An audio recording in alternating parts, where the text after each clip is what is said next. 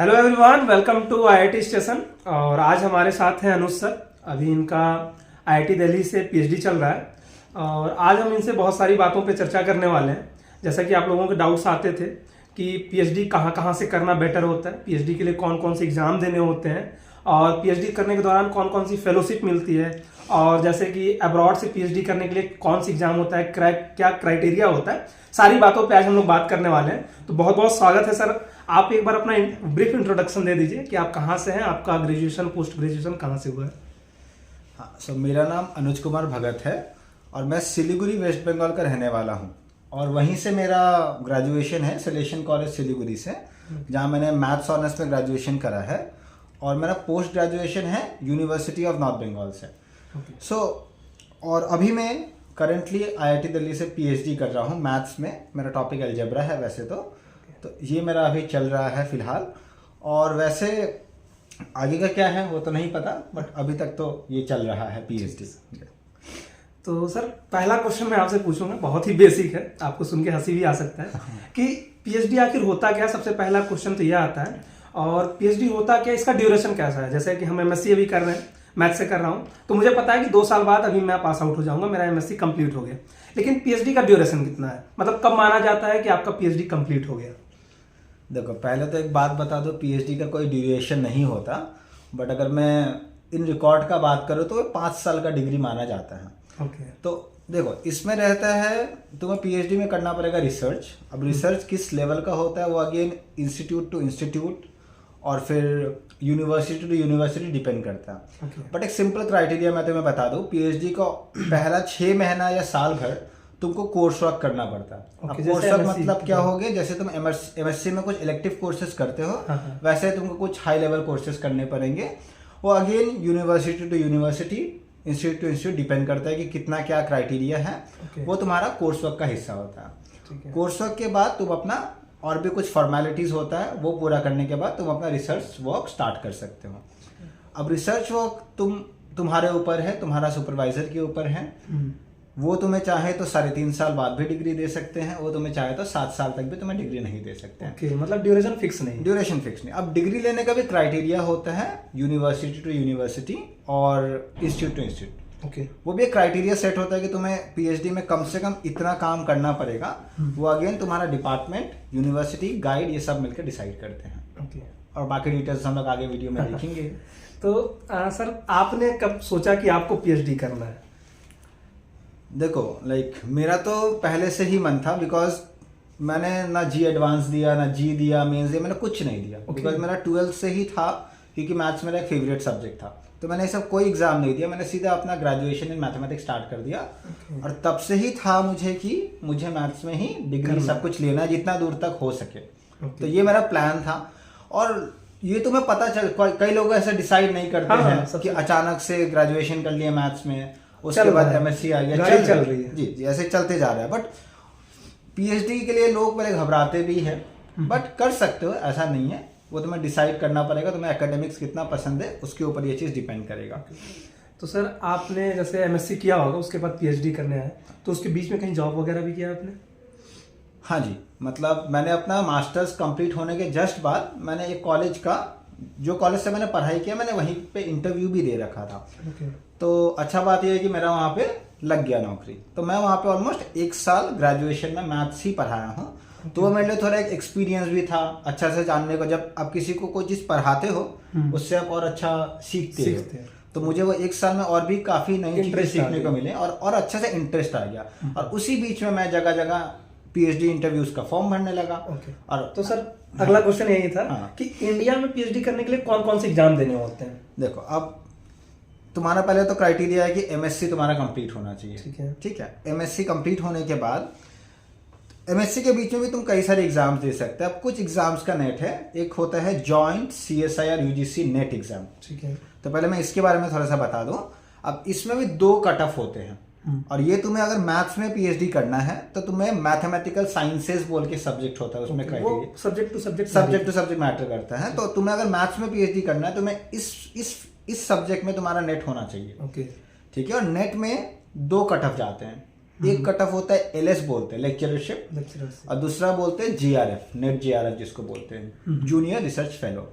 अगर तुम्हें फेलोशिप चाहिए तो तुम्हें GRF वाला क्राइटेरिया सेटिस्फाई करना पड़ेगा। फेलोशिप कितना मिलता है सर? और पहले का फेलोशिप था कुछ लाइक जनवरी 1 2023 से पहले, ठीक है, वो था 31,000 रुपये रहता है GRF का, और 35,000 होता है SRF का। 2 साल बाद आप SRF हो जाते हो, और उसमें आपका HRA रहता है। अगर आप कैंपस के अंदर रहते हैं आपको HRA नहीं मिलता है, तो आपका फेलोशिप बाहर रहने पे वो मिलता है। हाँ, बाहर रहने पे HRA, again HRA state to state depend करता है, ठीक है। और अभी जो करंट फेलोशिप है GRF और SRF था, वो है GRF का 37,000 और SRF का है 42,000। इसमें भी HRA अलग से है, अगेन ये डिपेंड करेगा उसके ऊपर। तो ये हो गया पहला एग्जाम, नेट। दूसरा होता है इंस्पायर का भी होता है, ठीक है। तो इंस्पायर का भी देखो, फेलोशिप अमाउंट कोई भी हो उसमें कोई चेंजेस नहीं होता। तुम कोई भी एग्जाम के थ्रू दो, तुम्हारा फेलोशिप अमाउंट सेम रहेगा। तो अगर तुम इंस्पायर का एग्जाम भी क्वालिफाई कर लेते हो तो उसके लिए इंस्पायर एक एग्जाम होता है, इंस्पायर के बाद जो मिलता है वो इंस्पायर का एक अलग से एग्जाम भी होता है, ठीक है। और एक होता है गेट एग्जाम, ठीक है। तो गेट में भी तुम्हारा अगेन मैथ्स के ऊपर तुमको गेट क्वालिफाई करना पड़ेगा, उसका भी अमाउंट सेम रहता है। और एक NBHM PhD बोल के भी एक पेपर होता है, वो भी तुम्हारा PhD में फेलोशिप देता है, लेकिन ये सबका अमाउंट सेम ही रहता है, एज सच डिफरेंस नहीं होता। और कौन कौन से एग्जाम है सर? देखो मेरे नॉलेज में अभी तो इतना ही है, और भी होते होंगे, बट मेरे नॉलेज में फिलहाल इतना है। ये एग्जाम तुमको क्वालिफाई करना ही पड़ेंगे PhD के लिए। तो सर फेलोशिप तो मान लीजिए आपने GRF बताया, उसके अलावा PhD इनरोल होने के बाद भी ऐसे कुछ फेलोशिप्स हैं, स्कॉलरशिप्स हैं जो आप जिसको मिल सकता है आपको? देखो पहले तो तुम अगर सपोज मैंने 3 एग्जाम क्वालिफाई कर रखा है, GED भी क्वालिफाई कर रखा है, नेट भी क्वालिफाई कर रहा है, सपोज NBHM PhD भी क्वालिफाई कर रखा है, बट मैं फेलोशिप किसी एक से ही ले सकता। अच्छा, सारों से नहीं ले सकता? सारे से नहीं ले सकता। ओके, किसी एक से मतलब आप ऐसा नहीं कि मैं 3 एग्जाम क्वालिफाई कर रखा हूँ मैं तीनों से पैसा इकट्ठा करूंगा, ये नहीं हो सकता। ऐसा नहीं हो सकता, किसी एक से लेना होगा। आपको चूज करना पड़ेगा, या और भी क्राइटेरिया होता है, तो आप किसी एक से ही ले सकते हैं पैसा। बाकी 2 आपका जो फेलोशिप है वो कोई काम का नहीं रहेगा, मतलब आपके CV में रहेगा, आपका रेज्यूमे में रहेगा कि आपने ये एग्जाम क्वालिफाई करा था, बट पैसा एक जगह से नहीं सकता। आप ऐसा नहीं कि सब एग्जाम क्वालिफाई कर लेता हूँ और सबसे पैसा कलेक्ट करना शुरू करूंगा, ऐसा नहीं हो सकता, ठीक है। और इससे PhD में एंटर करने के बाद कुछ प्रीमियर इंस्टीट्यूट्स में आपको PMRF फेलोशिप होता है। पहला नेक्स्ट क्वेश्चन यही था। ठीक है। तो अब मैं थोड़ा PMRF के बारे में बता दूं। PMRF हर इंस्टीट्यूट या हर यूनिवर्सिटी में नहीं होता है एप्लीकेबल। आप अगर PMRF में का वेबसाइट में जाएंगे तब देखेंगे वहां पे ऑलरेडी उन्होंने बता रखा है कौन कौन सा यूनिवर्सिटी में या कौन कौन सा इंस्टीट्यूट में क्या क्या क्राइटेरिया, कौन कौन सा यूनिवर्सिटी या इंस्टीट्यूट में एप्लीकेबल है PMRF, ठीक है। अब उसका फेलोशिप तो बहुत ही ज्यादा है, अगर मैं बात करूँ तो उसका फेलोशिप करीबन दुगना है। मतलब स्टार्टिंग ही होता है 75,000 से और वो बढ़ता है हर साल 80-85 ऐसे करके 85 तक ही जाता है मैक्स, ये रहता है 70, 75, 80, 85। तो लेकिन PMRF का भी बहुत सारा क्राइटेरिया होता है। पहले कि तुमको डिपार्टमेंट के सामने अपना रिसर्च प्लान वगैरह देना पड़ता है कि तुम कैसे अपना रिसर्च कंप्लीट करोगे, तुम्हारा प्रॉब्लम इंटरेस्टिंग क्यों है जो कंट्री को हेल्प करे। और उसके लिए शॉर्टलिस्ट पहले तुमको डिपार्टमेंट शॉर्टलिस्ट करता है, फिर इंस्टीट्यूट करता है, तब जाकर फिर आगे जाके जो PMRF कमेटी बनता है वो तुम्हारा सिलेक्ट करते हैं। वो सब क्राइटेरिया पास करने के बाद भी तब होता है तुम्हारा। फिर ये भी है, अब जिस दिन से आपको PMRF मिलना स्टार्ट होगा उस दिन से आपका पहले वाला स्कॉलरशिप बंद। अच्छा, सब बंद। ऐसा नहीं मतलब बस एक ही मिलेगा। मतलब अगर मेरे पास नेट है और कल को मेरा PMRF हो गया तो मेरा नेट का फेलोशिप बंद और PMRF चालू। तो एक बार में तुम सिर्फ और सिर्फ एक ही ले सकते हो फेलोशिप, चाहे वो कम हो बेसिकली एक ही ले सकते हो। तो सर जैसे हम अभी IIT से MSc कर रहे हैं, हमारे बहुत सारे क्लासमेट्स हैं, जूनियर हैं अलग अलग IITs में, वो पूछते हैं कि सर जैसे हम तो अभी IIT से कर रहे हैं MSc, बहुत सारे सेंट्रल यूनिवर्सिटी से कर रहे हैं, तो हमें क्या बेनिफिट मिलेगा PhD में? कुछ ऐसा है क्राइटेरिया? देखो बेनिफिट की अगर बात करें तो IIT से PhD करने का एक एडवांटेज हो गया कि अगर तुम्हारे MSc किया हूँ मैं अभी। सॉरी MSc, हाँ। तो IIT से MSc करने का एडवांटेज ये हो गया कि अगर इवन तुम्हारे पास गेट नेट ये सब कुछ भी नहीं है और तुम्हारा अगर CGPA 8 से ऊपर है, तो बहुत जगह पे तुमको शॉर्टलिस्ट कर दिया जाता है, मतलब without any other qualification like NET GATE etcetera. तो ये तुम्हारे लिए प्लस पॉइंट है, बट क्राइटेरिया है कि सीजीपीए 8 से ऊपर होना चाहिए। और उस केस में अगर तुम सपोज तुमने आईआईटी से एमएससी किया, तुम्हारा सीजीपीए 8.0 से अबव है, और तुम आईआईटी दिल्ली में पीएचडी का फॉर्म भरे, ठीक है, या आईआईटी मद्रास में भरे, कहीं पे भी भरे तुमने इंटरव्यू क्रैक कर लिया, तो इवन अगर तुम्हारे पास कोई भी फेलोशिप नहीं है, तुमको इंस्टीट्यूट खुद पैसा देगा, जिसको हम लोग बोलते हैं इंस्टीट्यूट फेलोशिप। तो ये एक एडवांटेज तो है। सेम मैं बोला फेलोशिप चेंज नहीं होगा। अगर जेआरएफ अभी आज के दिन में 37,000 रुपया है, तो इंस्टीट्यूट भी तुमको 37,000 रुपया देगा। तो ये एक प्लस पॉइंट है आईआईटी से अगर तुम करते हो, और तुम आईआईटीज में दूसरा आईआईटीज में जाते हो फॉर्म भर के, लेकिन हाँ सीजीपीए 8 से ऊपर, नहीं तो शॉर्टलिस्ट करना थोड़ा सा मुश्किल हो जाता है, वो बहुत मुश्किल हो जाता है। और फायदा ये है कि तुम्हारे पास एक्सपोजर ज्यादा रहता है। तुम लाइक जैसे अगर मैं ही बात करूं, अगर तुम यूनिवर्सिटीज में जाते हो, बहुत कम सब्जेक्ट स्लोट, लाइक कम एरिया स्लोट होता है, बहुत सारा एरिया स्लोट नहीं होता है। यहाँ पे तुम इंटर डिपार्टमेंटल भी कर सकते हो, एक डिपार्टमेंट से दूसरा डिपार्टमेंट में जाके कोर्स कर सकते हो। ये सब थोड़ा सा तो देखो प्लस पॉइंट है ही। ये भी है कि प्रेशर भी ज्यादा है, यूनिवर्सिटी में प्रेशर कम है, और यहाँ पे तुम देखोगे, तुम तो खुद कर रहे हो, तुमको पता होगा, यहाँ पे प्रेशर ज्यादा है, हर हफ्ता बाद क्विज हो जाता है, एग्जाम हो जाता है, बस स्टार्ट होने वाला अगला हफ्ता से। तो ये रहता है। ये अब देखो फायदे और नुकसान हर चीज के रहते हैं। अच्छा सर, अगला क्वेश्चन मेरा ये है, जैसे कि एमएससी तो हो गया, मान लीजिए आईआईटी से फायदा मिल रहा है, ठीक है, अब आपके पास नेट है, अब आप जैसे आपको पास आईआईटी के पास भी जाने के पास पीएचडी करने के लिए ऑप्शन है, टाइफर के पास भी है, आईआईएससी के पास भी है, और सेंट्रल यूनिवर्सिटी के पास भी है, तो इन लोगों में से बेटर कौन सा और क्यों है? देखो अब बहुत सारा फैक्टर्स अगर इसमें प्ले करते हैं। पहले ऐसे मैं नाम तो नहीं लूंगा कोई भी इंस्टीट्यूट या यूनिवर्सिटी का, बट वैसे है जैसे कुछ रिसर्च इंस्टीट्यूट्स है, उनका नाम ही है रिसर्च इंस्टीट्यूट्स, लाइक टीफर हुआ, ठीक है, उसके बाद आईएमएससी बोल के हैं, सीएमआई है, और भी है, एचआरआई है। ये सब देखो सीधा सा बात है, ये सब रिसर्च इंस्टीट्यूट्स है। तो यहाँ पे रिसर्च में बहुत ज्यादा ध्यान दिया जाता है, बिकॉज नाम में ही तो रिसर्च इंस्टीट्यूट छुपा हुआ है, ठीक है। तो यहाँ पे प्योर रिसर्च होता है। यहाँ पे तुमको प्रेशर भी बहुत ज्यादा रहेगा तुम्हें, क्योंकि बहुत कुछ अच्छा से पढ़ना है, उसको बेसिस में रिसर्च करना है। तुम्हारे जो गाइड है उनका भी एक्सपेक्टेशन तुमसे हाई है, और वहाँ का इंटरव्यू भी क्रैक करना थोड़ा मुश्किल है। लेकिन वहाँ पे तुम पहुँचते हो, अगर तुम वहाँ पे अच्छा रिसर्च कर सकते हो, वहाँ पे रिसर्च एनवायरनमेंट बहुत ही अच्छा है, ठीक है। उसके बाद आते हैं आईआईटीज एनआईटीज, यहाँ भी रिसर्च अच्छा ही होता है, बट अगर मैं अब जैसे कंपेयर नहीं कर सकता हूँ, अगेन तुम्हारा गाइड के ऊपर भी डिपेंड करेगा। तुम्हारा अब कुछ गाइड होते हैं कि मुझे बहुत तगड़ा काम ही चाहिए, और कुछ होता है चलो जो करना है कुछ होता है कि नहीं हो जाएगा तो हो जाएगा। तो ये अगर तुम्हारा गाइड के ऊपर बहुत ज्यादा निर्भर भी करेगा। तो आईआईटीज में भी अच्छा खासा रिसर्च होता है, IIT Madras, IIT Delhi, IIT Bombay, और भी जगह है जहाँ पे अच्छा खासा रिसर्च होता है। एनआईटीज में भी अभी काफी ग्रोइंग है, एनआईटीज में भी अच्छा खासा रिसर्च चल रहा है। अब यूनिवर्सिटीज में कुछ यूनिवर्सिटीज में भी अच्छा काम होता है, लेकिन ये चीज है हर जगह पे पीएचडी डिग्री लेने का क्राइटेरिया वो इंस्टीट्यूट के ऊपर डिपेंड करता है।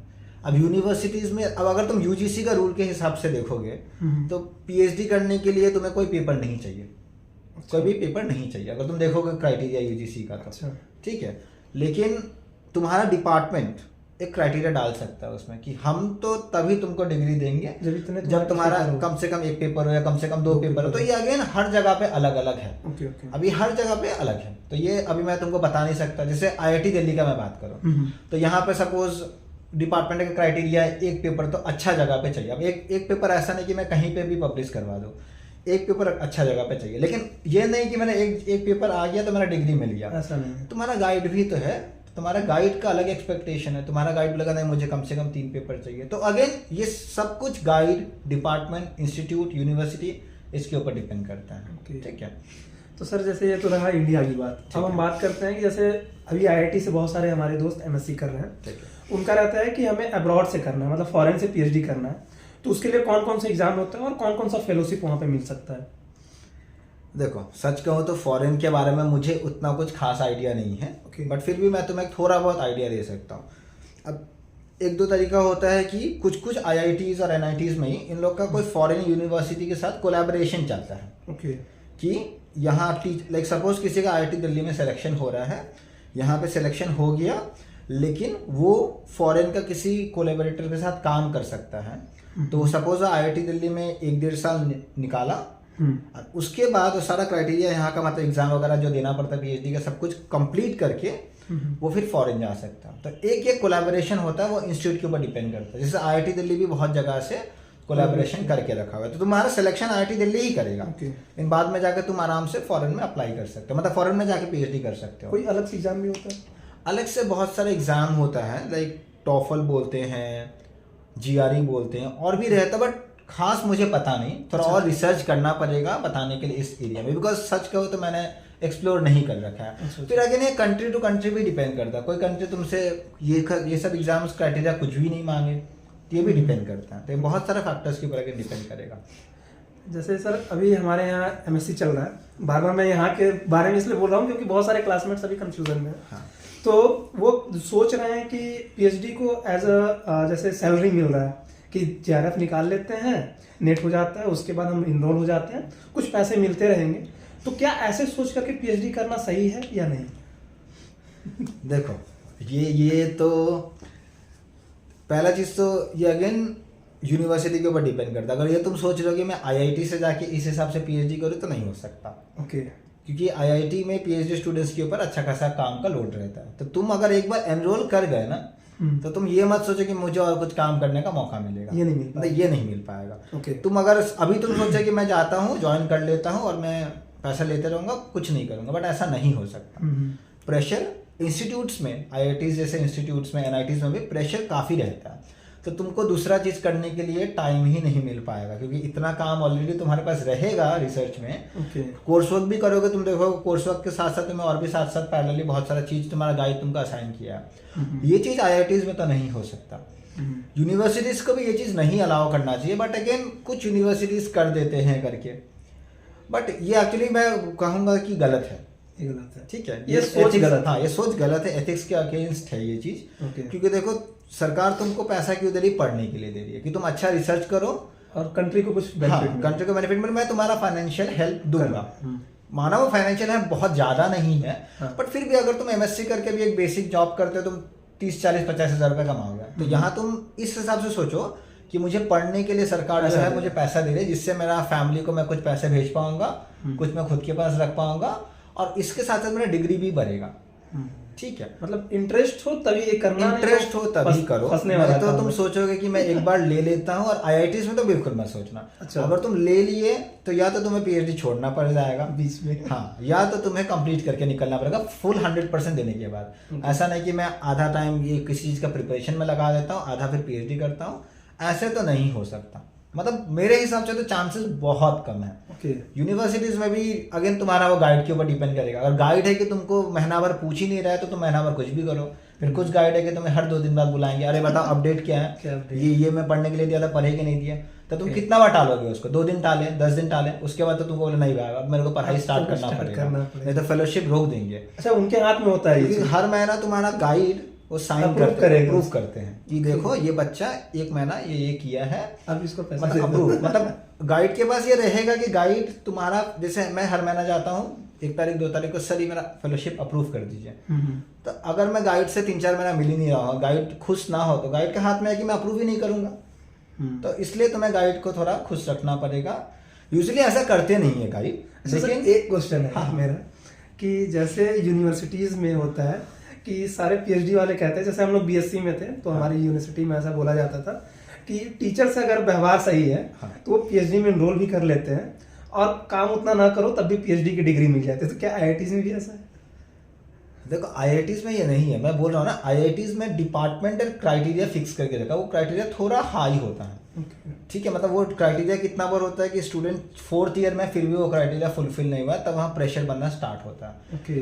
तो यही एक डिफरेंस है यूनिवर्सिटी और इंस्टीट्यूट में। नाम में ये इंस्टीट्यूट जहाँ आया वहाँ पे प्रेशर मतलब ज्यादा है। जैसे मैं भी जब PhD करने का सोच रहा था, मैं भी कई लोगों से कांटेक्ट किया, कुछ मेरे प्रोफेसर के फ्रेंड्स से जो लोग PhD कर रहे हैं या कर चुके हैं, तो उन्होंने मुझे सीधा बोला अगर तुम कोई भी यूनिवर्सिटी से करते हो और कोई इंस्टीट्यूट से करते हो तो यूनिवर्सिटी में प्रेशर कम रहेगा, इंस्टीट्यूट में प्रेशर बहुत ज़्यादा रहेगा। बिकॉज इंस्टीट्यूट बहुत लाइक उनके पास लोड रहता है कि तुमको बताना ही है, इतना टाइम में इतना करके देना है। ये सब हमेशा अब जैसे IITs वगैरह में हर 6 महीने में तुम्हें अपना प्रोग्रेस बताना पड़ेगा।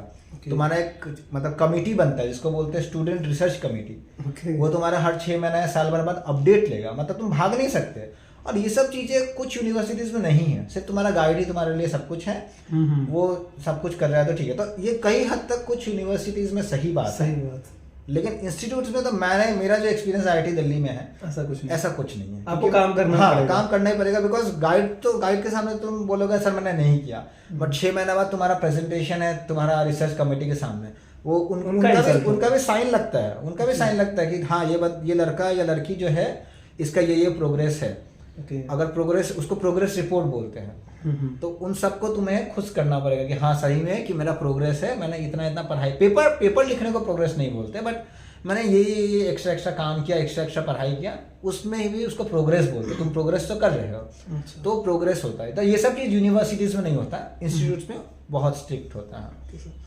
सर एक लास्ट क्वेश्चन अब है कि जो भी जूनियर्स हैं जो BSc कर रहे हैं, कोई होते हैं कि जेई नहीं निकला उसमें आ जाते हैं कि BSc कर रहे हैं, कुछ MSc कर रहे हैं, और उनको क्या सजेशन देना चाहेंगे अगर वो PhD के लाइन में आना चाहते हैं? तो क्या उनके अंदर ऐसा होना चाहिए, उनको मतलब क्या ऐसा दिखना चाहिए कि PhD करे ना करे, क्या सजेशन आप देना चाहेंगे?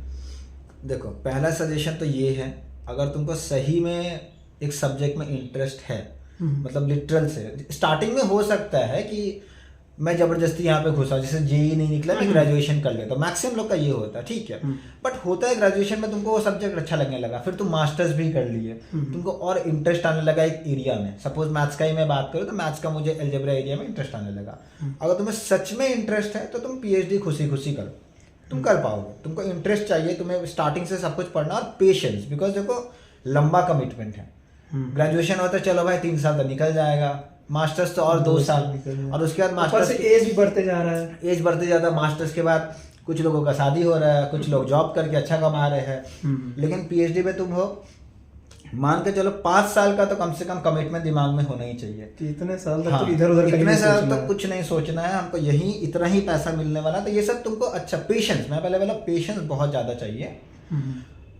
तुम एकेडमिकली उतना स्ट्रांग नहीं भी हो, बट देखो 5 साल एक बहुत लंबा समय होता है, बहुत कुछ सीखा जा सकता है। हाँ, अगर तुम देखो पूरा BSc पूरा MSc तुम 5 साल में किया, तुमको PhD के लिए फिर से 5 साल दिया जा रहा है। तुमको अगर तुम्हारा कोई एरिया कमजोर भी है, तुम PhD में आके धीरे धीरे स्टार्टिंग में पढ़ के इम्प्रूव कर सकते हो, या फिर MSc के बाद 1 साल का गैप लेके वो एरिया को 1 साल में बहुत कुछ अचीव कर सकते हो। तुम 1 साल में अच्छा से पढ़ के उस एरिया के बारे में बहुत नॉलेज लेके फिर इंटरव्यू वगैरह दोगे और PhD में जा सकते हो। लेकिन PhD में तभी जाना, मैं बार बार बोल रहा हूँ, एक तो पेशेंस होना चाहिए, दिमाग में ये रख लो कि 5 साल मेरा पैसा इतना ही होने वाला है, दुनिया का पैसा डबल हो जाए ट्रिपल हो जाए, तुम्हारा पैसा बढ़ने का चांसेस बहुत कम है। 5 साल यही, वो भी 5 साल में बोल रहा हूँ, हो सकता है 6 साल हो जाए, हो सकता है 3 साल 4 साल में तुम्हारा PhD हो जाए, लेकिन तुम्हें पेशेंस बहुत ज़्यादा चाहिए। अच्छा से करना पड़ेगा तुम्हें, बिकॉज PhD के बाद अब ये भी मत सोचना कि PhD के बाद नौकरी है। ये तुम्हारा क्वेश्चन हो, मैं पहली बार ये दिमाग में मत रखना अच्छा PhD करते तो मुझे नौकरी मिल जाएगा। देखो नौकरी मिल जाएगा, ये मैं लिख के देता हूँ, बट जहाँ नौकरी करना चाहते हो वहाँ मिलेगा कि ये गारंटी नहीं है, वो गारंटी नहीं है। कल को मैं PhD कर लूँ, मैं कोई भी स्कूल या कॉलेज में अप्लाई करूँ, प्राइवेट ही मान लो, मुझे खुशी वाले ले लेंगे कि इतना क्वालिफिकेशन के साथ कोई आ रहा है, बट मेरा एम तो वो नहीं है ना फिर कि मैं इतना डिग्री इसलिए लिया हो कि मैं स्कूल कॉलेज में जाके पढ़ाऊँ, नहीं ना। तो नौकरी मिल जाएगा, पैसा भी मिल जाएगा, बट जो तुम्हारा ड्रीम जॉब है कि मुझे यहाँ पढ़ाना है या फिर मुझे ये और आगे पढ़ना है, तो वो है। तो PhD के बाद भी कुछ लोगों को नहीं पता, PhD के बाद में भी कुछ होता है, उसको बोलते हैं पोस्ट डॉक, जिसको बोलते हैं पोस्ट डॉक्टरल फेलो, PDF बोलते हैं शॉर्ट फॉर्म में। PDF में भी तुमको कुछ अपना डिग्री नहीं बोलते पोस्ट डॉक में, वो एक्सपीरियंस काउंट होता है। सरकार बोलती है तुम अपना इंडिविजुअल रिसर्च करो, मैं तुम्हें पैसा दूंगा। तो मैं उसका भी फेलोशिप बता दूं, वो भी फर्क पड़ता है, डिपेंड करता है अलग अलग जगह पे। कुछ जगह पे पोस्ट डॉक होता है जहाँ पे तुमको 60,000 पे दिया जाता है, कुछ जगह पे 75,000 पे दिया जाता है, मतलब वो जॉब के इक्विवेलेंट ही है। बट अगर वो फिक्स टाइम के लिए होता है, 1 साल 2 साल, या फिर तुम्हारा एक जगह पे पोस्ट डॉक खत्म हुआ, तुम दूसरा जगह पे स्टार्ट कर दो फिर 1 साल के लिए। वो मतलब कहीं भी स्टार्ट कर सकते हैं, मतलब तुम्हें इंटरव्यू देना पड़ेगा, अगर पसंद आ गए तुम उनको तो ले लेंगे, फिर 1 साल तक तुम्हारा फेलोशिप हो जाएगा। और जब इतना सारा डिग्रीज है, फिर तुम फैकल्टी पोजीशंस के लिए अप्लाई करो जगह जगह, चांसेस है कि सिलेक्शन हो जाएगा। तो ये रहता है। वैसे और होता है रिसर्च एसोसिएट PhD के बाद, अर्ली डॉक्स, तो ये सब और भी बहुत कुछ है, मैं भी हम लोग बाद में और देखेंगे इसके बारे में। तो आई होप कि आपको इस वीडियो में बहुत कुछ सीखने को मिला होगा। हमने तो ही पीएचडी के लिए बात करने के लिए सर को बोला था, उन्होंने अपने से भी बहुत कुछ बताया।